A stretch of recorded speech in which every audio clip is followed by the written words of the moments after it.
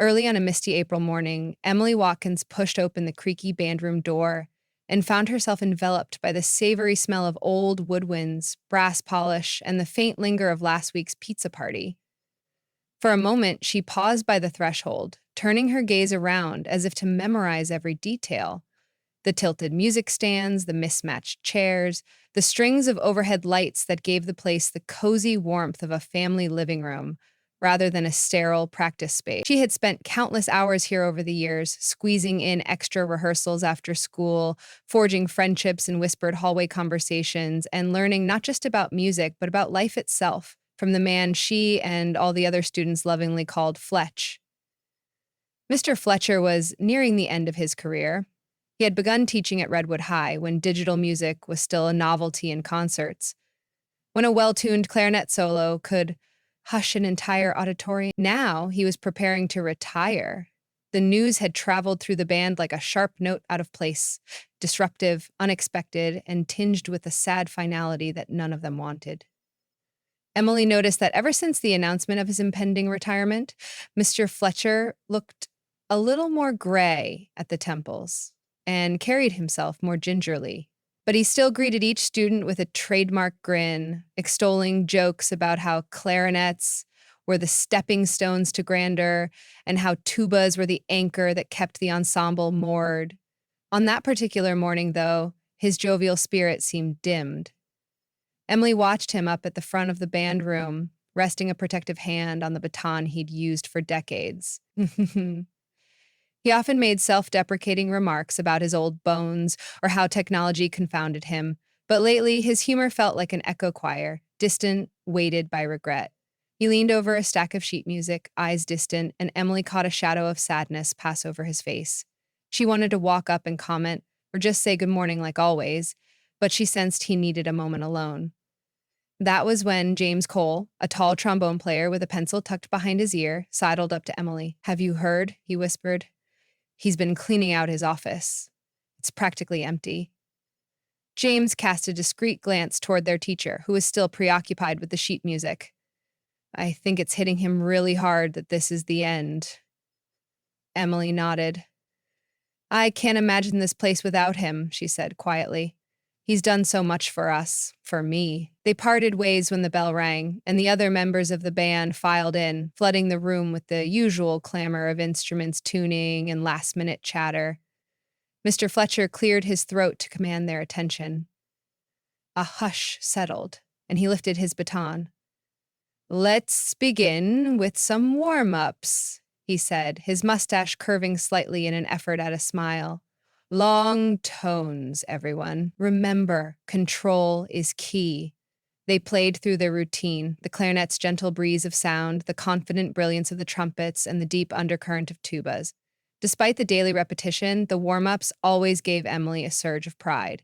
She reminded herself, not for the first time, that the Redwood High School band had been shaped by the devotion and passion of the very man standing in front of them.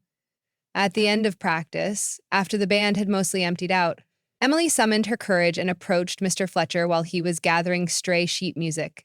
"Mr. Fletcher," she began, voice hesitant, "is there something you want to do before you retire? Like a final project with us?" He paused in his tidying. "You mean beyond our spring concert?" he asked softly, as though considering the idea for the first time out loud. "Yes," she said. "I mean, something extraordinary. Your last hurrah?" A crease formed on his brow. "Why do you ask?" Emily shrugged, trying to stay casual. "You've given us everything. Maybe we can give something back." For a long moment, Mr. Fletcher looked at her with an intensity she couldn't decipher. "I've always wanted us to record an album," he said at last, his voice low, "something that captures what we've built here. But there was always some reason not to. Time, budget, other obligations.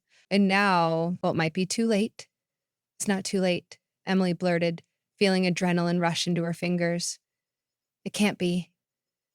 She bit her lip, forcing herself to step forward. "Let me see what we can do." Mr. Fletcher gave her a curious, fond look. "All right," he said. "Show me what you can do." At lunch that day, Emily gathered the other band members in the cafeteria. The smell of French fries and chocolate milk saturated the air, but her thoughts were on something grander. She found a table that included James, plus her friends Camilla, the best clarinetist in the state, if you asked Emily, Lucy, the percussion queen, and Tristan, a gifted pianist who sometimes subbed in to accompany vocal solos. She explained Mr. Fletcher's dream of a recorded album. Initially, the others wore skeptical expressions. But we don't have the time or budget for that, Lucy pointed out, her fingertips tapping nervously against her water bottle as though it were a snare drum. We have the spring concert soon, plus midterms. James nodded. And none of us know how to do a professional recording, he added. We'd probably have to rent special equipment. But think of how amazing it would be if we could pull it off, said Camilla, her eyes alight with possibility. Can you imagine giving him a polished record of our band as a retirement gift? That's better than any plaque or watch the administration might give him, Tristan chimed in as he sipped from his juice carton. I know a few people who dabble in recording. Maybe they'd be willing to donate equipment or time since it's for the school. He set down his juice, a thoughtful little grin creeping across his face. I'll ask around. James glanced at Emily, who bore a hopeful look. I'm in, he said, resolute. If Fletch wants a final encore, we'll make it happen. He opened a spiral notebook and scrawled a heading, A Last Encore. Below it, he wrote bullet points for tasks. Renting or borrowing recording equipment, choosing the repertoire, finding a space with good acoustics, scheduling time when all the band members could be there, and crucially, keeping the entire operation a secret to surprise Mr. Fletcher eventually. The group left lunch with a newfound determination. They had no illusions that it would be easy, but the sense of purpose lit sparks in their hearts. After school, they recruited additional volunteers. Rico, a shy but brilliant French horn player who also happened to be a whiz with computers. Maggie, an alto sax player who had a knack for fundraising. And Derek, a percussionist who worked part-time at his uncle's recording studio. Once Tristan confirmed that his connections could provide a microphone setup and mixing board on weekends alone, the plan began to take shape. They unanimously agreed on the band room itself as the best recording space. Despite its scuffed floors and aging walls, it was full of memory, and everyone felt sure the performance would sound most authentic there.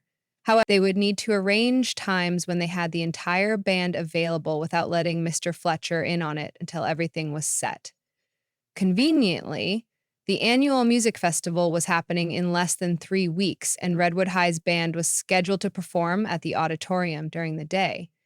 That left the band room empty in the late afternoon, meaning they could record after the festival performances were done for the day. They decided they would do it in increments, biting off a piece of repertoire each evening until they had enough for an album. Then, on a night before Mr. Fletcher's final week, they'd reveal it to him. The next hurdle hid in the corners of Redwood High's finances. The band had its usual small budget that mostly covered instrument repairs and uniform cleaning. Recording an entire ensemble was not on the official list of approved expenses. But Maggie persuaded the administration to let them host a fundraiser. She and Emily designed flyers advertising a buy a note campaign.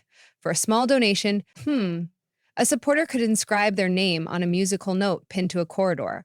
Within days, the hallway leading to the band room blossomed with colorful cutouts naming parents, alumni, teachers, and community members who wanted to support Mr. Fletcher's final project. As the campaign took off, Emily made sure everything stayed under wraps.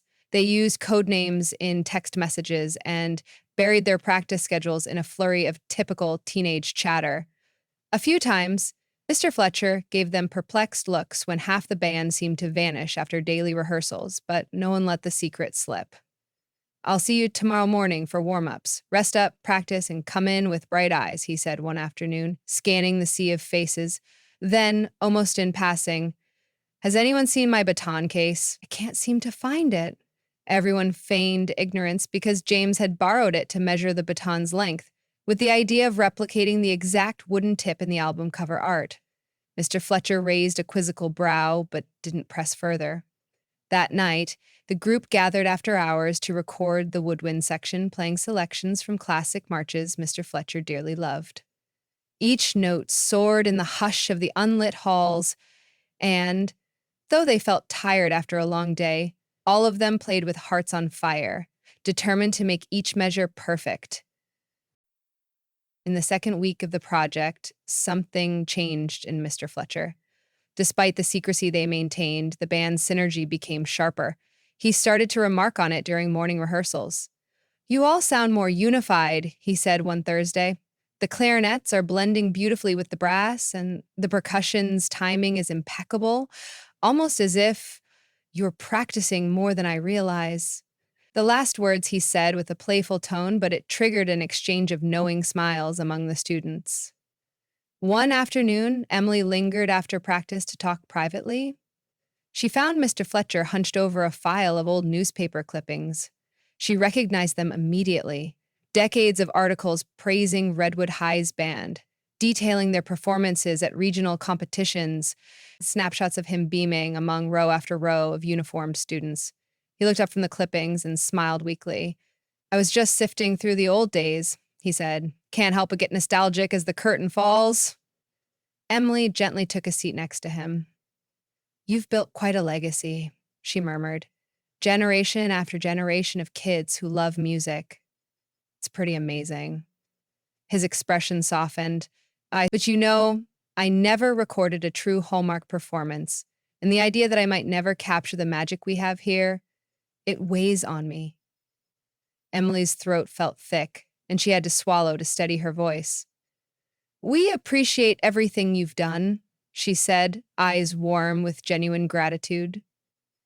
"I know you do," Mr. Fletcher replied, patting her hand gently. "But time marches on. I wish I could do more for you all, do more with you all." "You've given us enough," Emily insisted. "More than you can imagine." He nodded and put the folder aside. As they parted, Emily felt tears threatening to well up. She had to remind herself that in just over a week, they would unveil a gift that would address the longing in his eyes. Until then, she would do anything to keep that secret safe. In the final stretch, tension ran high. Between the regular band commitments, fundraiser obligations, and the stealthy recording sessions, the entire ensemble found themselves working almost every day. Some students worried if they could keep their enthusiasm up, but each time the group met to lay down a new section, particularly the brass, which required multiple takes to avoid clashing timbres, the sense of mission renewed their focus. Everyone had grown up under Mr. Fletcher's mentorship. They understood how special this last tribute would be. The recording spanned everything from triumphant marches to tear-jerking ballads, culminating in an orchestral arrangement of an old festival anthem that Mr. Fletcher composed in his early years as a teacher. Rumor had it that during his second year at Redwood, he had written the piece as a gift to a graduating class that reigned over one of the best band seasons in school history. Known simply as Legacy, the composition had never been formally premiered or published. It only found life once every few seasons, whenever Mr. Fletcher wanted to inspire a new wave of students. This time, they intended to make it the finale of the album, the piece that conveyed the entire band's appreciation for the bond they shared with him. By the time they practiced Legacy, each student felt goosebumps. The flute soared in an ethereal introduction, joined by the clarinets and warm brasses that created a gentle crest, building until the percussion dashed in like thunder. When it reached its grand climax, dissonant chords gave way to a radiant resolution that felt like a sunrise. During one of their secret rehearsals, Emily swore she saw tears in the eyes of nearly everyone as they hit the final chord. 2 days before the spring concert, Derek and Rico finished mixing and mastering the recordings as best as they could manage with the borrowed equipment. Despite their amateur status, the combination of the band's sincerity and Derek's knack for balancing levels produced something far more touching than any of them had expected. "Listen to that hush in the clarinet solo," Camilla said, pressing a headphone to her ear. "It's so hauntingly beautiful." "And you can practically see Mr. Fletcher in front of us," Maggie agreed. "Not that we had a conductor during these recordings, but it feels like he's there, guiding us." James grinned, scanning the final track listing. They had 12 songs altogether, culminating in Legacy. "We should call it Everything We Are," he joked. "But maybe we'll stick to a shorter title." Emily shrugged, her face glowing with pride. We can figure out the name later. Right now, let's celebrate. Yet one piece remained, the unveiling. At first, they planned to surprise Mr. Fletcher in the band room after the spring concert with the finished album, but there were complications. The principal heard about their plan and asked if they'd like to present it in front of the entire auditorium audience. The students hesitated. Would that overshadow the actual spring concert, or would it enhance it? Ultimately, they decided that Mr. Fletcher deserved the most heartfelt public tribute. The principal agreed to carve out a few minutes at the end of the concert to present him with a gift. It was the perfect moment. They could combine a live performance of Legacy with the official handing over of the recorded album. On the day of the spring concert, Redwood High's auditorium buzzed with parents, students, and staff.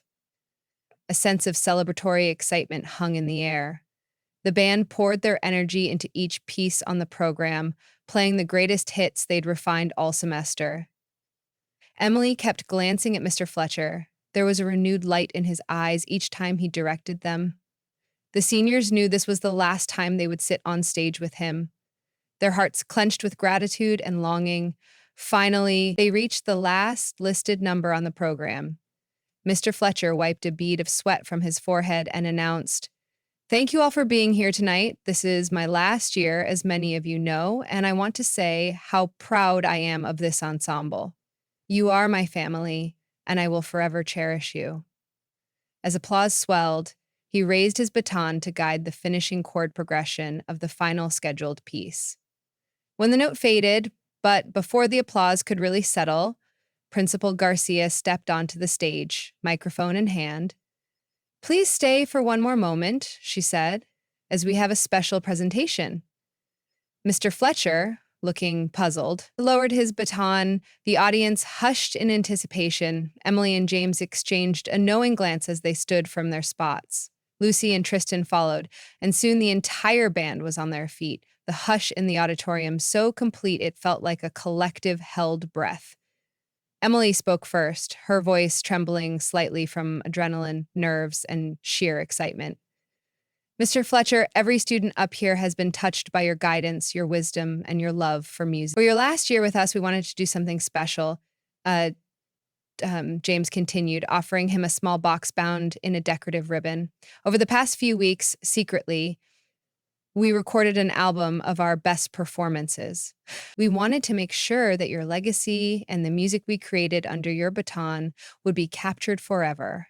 Louise, the first chair trumpet, chimed in, "Please accept this as our thanks, and as a reminder that what you've done here will never fade." Mr. Fletcher took the box from James, visibly moved. He gingerly pulled the ribbon free, opened it, and gazed upon a case emblazoned with the Redwood High School crest. Then he glanced inside and pulled out a CD and a small flash drive. His mouth opened slightly, but no words came forth. The hush deepened, and for a moment it looked like he might cry.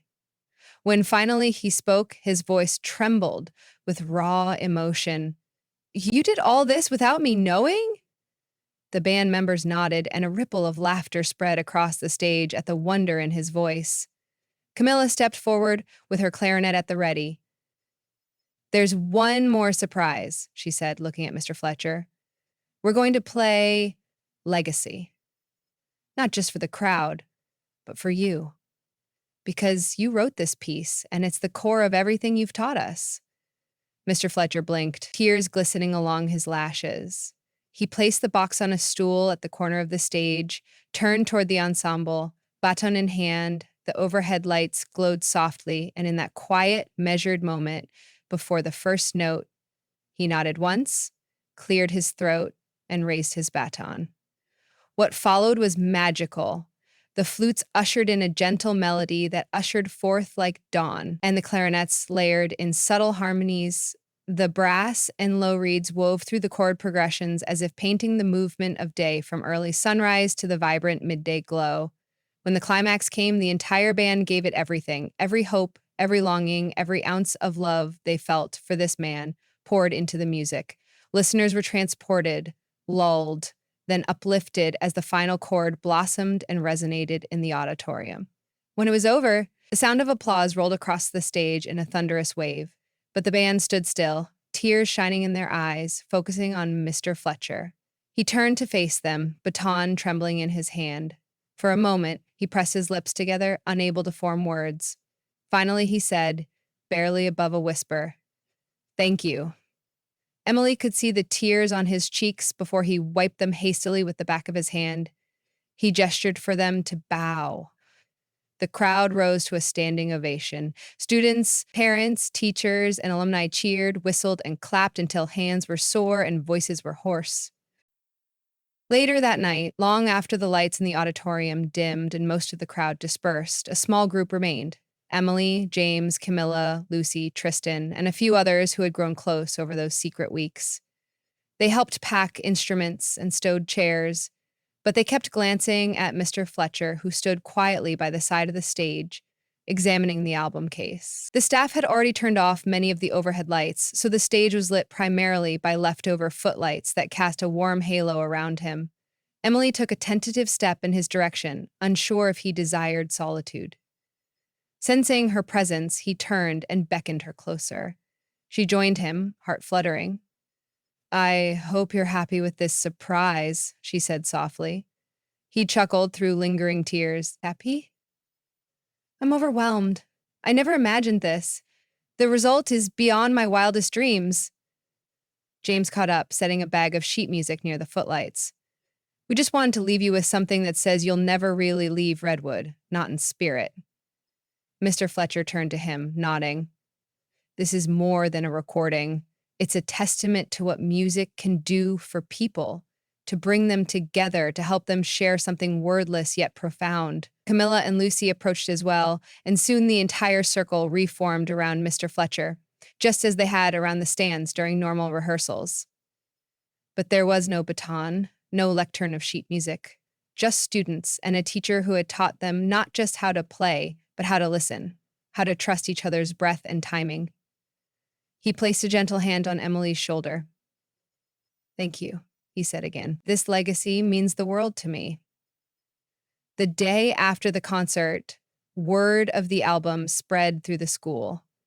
Teachers stopped students in the hallway to offer congratulations, and several parents emailed to ask where they could purchase a copy. The demand surprised everyone. In the face of that enthusiasm, the band decided to burn additional copies or host a digital download fundraiser for the music department. Mr. Fletcher, still brimming with quiet joy, admitted that he had listened to the album in its entirety the night before at home with his wife, who wept through half of it. He told the band how the intangible qualities of their playing, the devotion in each crescendo, moved him more than any trophy or plaque. The day after the concert, the Redwood High Band had only a brief morning rehearsal, but Mr. Fletcher insisted they use it to share stories. Instead of practicing a new piece, he invited them to talk about their experiences together, their favorite memories, and their aspirations. It was the kind of reflective, loving goodbye that nobody wanted to rush.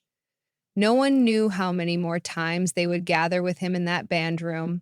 It might have been the last week or the last few days, but no one risked counting. After all the hustle, that morning was slow and personal, giving them space to breathe, to see their teacher not just as an instructor, but as a mentor and a friend who had guided them to this moment. As the final day of the semester approached, the band got one more chance to crown Mr. Fletcher's career. In a small ceremony on the school's front lawn, next to the statue of Redwood High's founder, the principal presented Mr. Fletcher with an honorary certificate for his decades of service. The students gathered in uniform, braving the midday sun. A hush fell as the principal recounted his achievements and noted how Redwood High was losing not just a music director, but also a role model who had shaped countless lives. When the applause subsided, Mr. Fletcher looked out over the audience. Students, parents, co-workers, friends, the tapestry of his career. "The music we make," he said, "isn't about perfection, though we try to come close. It's about connecting people's hearts." He paused, his gaze drifting to the group of band members who had conspired to give him the greatest gift of his life. And all of you have proven that music has a soul. Thank you for letting me be part of your journey. With that, the Redwood High Band performed an impromptu reprise of a short Fana piece they had played on countless football fields.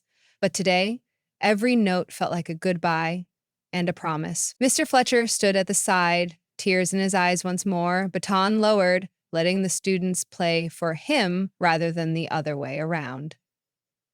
Later that afternoon, as Emily collected her belongings from her locker, she found Mr. Fletcher waiting for her by the band room's open door. He gestured for her to come inside. She walked in, noticing it was emptier than usual, with most of the chairs stacked and the stands neatly arranged. She set down her backpack and waited. "Emily," he began, his voice thick with emotion, "I wanted to give you something." He pulled a faded piece of paper from his pocket. "These are some original sketches I made for Legacy back when I first composed it. I want you to have them as a memory of where this came from." She gasped softly, taking the fragile manuscript in her hands. The corners were yellowed, the pencil marks faint, but the lines of the score were still legible. It was a piece of history. "Why me?" she asked, voice hushed. He smiled. "You spearheaded the project for this album. I saw in you the same spark that I felt when I first drew these lines so many years ago. If you ever share it with someone else, pass it down. That's your choice, but I want you to know the beginnings of the music you brought to life." In a moment of gratitude, she threw her arms around him in a gentle hug. He patted her shoulder and whispered, "Thank you for everything." She pulled away and with teary eyes saw the old band room through a new lens. It was no longer just a place, it was a living memory, filled with the echoes of every note they had ever played together. When the final bell rang on the last day of Mr. Fletcher's tenure, Redwood High's hallways overflowed with goodbyes.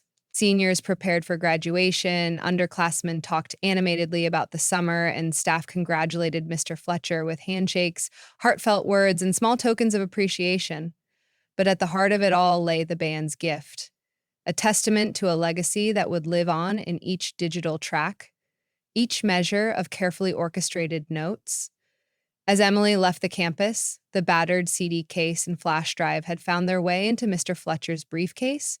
In the months and years to come, those recordings would be played at family gatherings, school open houses, even local fairs where Redwood High's proud tradition was mentioned. And somewhere, in each resonant chord, the spirit of a teacher and the love of his students would be heard, reminding everyone that the final encore can become the seed of a new beginning. And so, while Mr. Fletcher might no longer stand tall at the conductor's podium, baton in hand, his music and the devotion it inspired would go on. The band members learned something precious in the endeavor. That gratitude expressed through their gifts and unity anchored them not only to their teacher's memory, but to one another. They had etched his dream onto a lasting record, ensuring that even as he journeyed into retirement, the harmonies they created together would never fade, echoing through the halls of Redwood High and reverberating in the hearts of all who believed in the power of music to bring people together.